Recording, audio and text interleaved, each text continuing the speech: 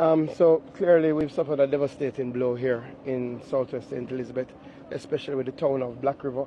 I would say over 90% of the houses have suffered infrastructural damage. The entire town has been almost completely wiped out by Hurricanemelissa, especially a number of our historic buildings. Access into the capital is non-existent at the moment because of a number of down power lines and trees.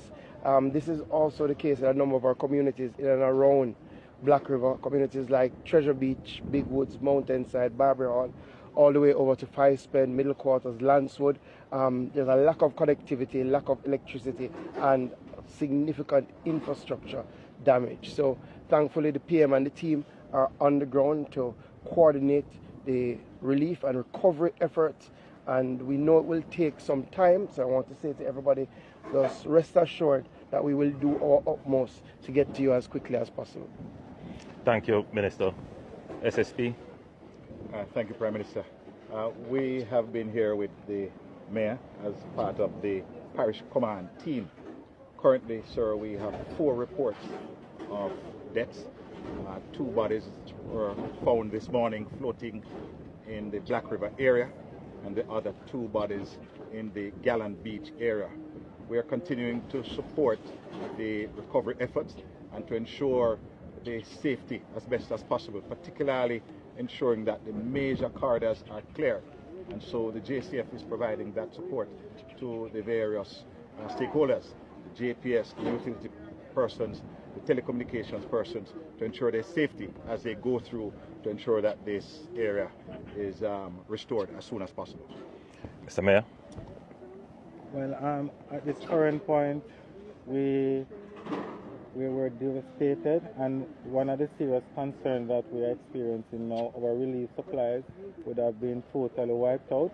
The container that we had stored with supplies to help out now would have been totally gone.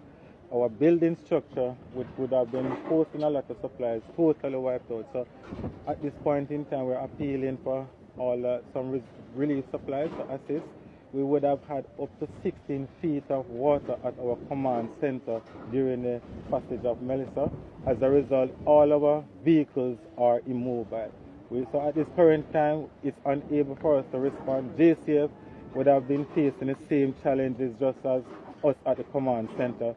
Even at the hospital, the ambulance system transportation is totally down. So at this point in time, we are in need of some mobility so that we can do proper assessment.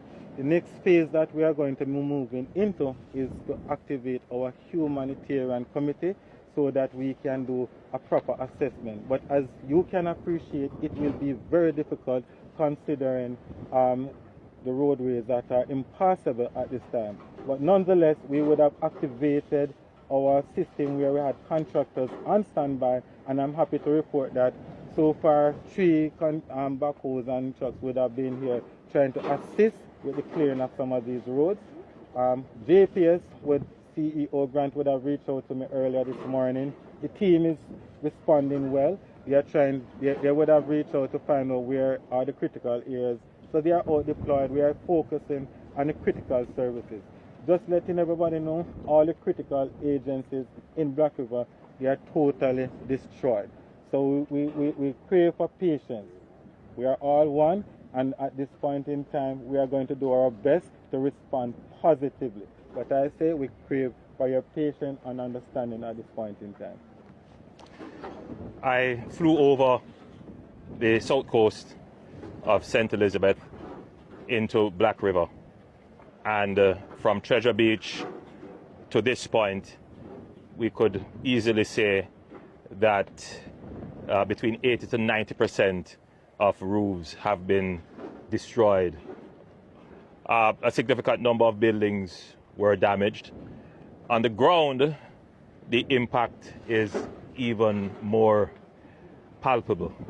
Right now, we are standing in close proximity to the Black River Hospital, and that has been totally destroyed, along with several other buildings, including historic buildings, churches, courthouse, the parish council, and other older heritage buildings have been destroyed.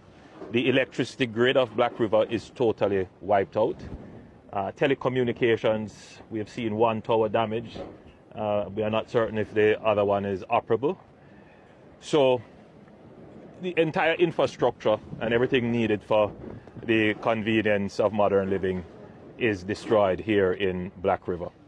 The people are still coming to grips with the destruction, but from what I've seen and the interaction, the people here are strong, resilient, and positive in outlook. The government intends to complement that with bringing in the necessary emergency relief. The first line of effort in this regard is to clear the roadways to allow for vehicular traffic, not just to allow people to come in and visit relatives that they can't get in contact with, but to bring in much needed supplies to the supermarkets and other supply centers which are now empty. So once we get that accomplished, then we will start to see, on top of that, more assistance coming in, including assistance from ODPEM and other relief agencies who I'm certain are already mobilized, waiting to come. It is going to be a massive task to rebuild Black River, this historic town. But while it is destroyed, we can vision a future of it rising stronger and better. Because the truth is that many of the buildings were not properly located in the first place. They were in vulnerable areas. We will now take the opportunity to properly reorganize the town and to build back even stronger. So yes, we got a big blow.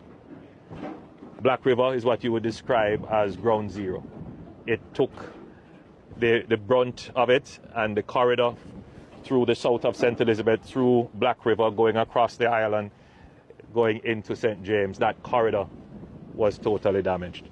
But the recovery is not beyond us. It's not beyond the government. It's not beyond the people, and we will get it done. So keep the positive outlook, keep hope alive, and we will get through this, and we will rebuild better.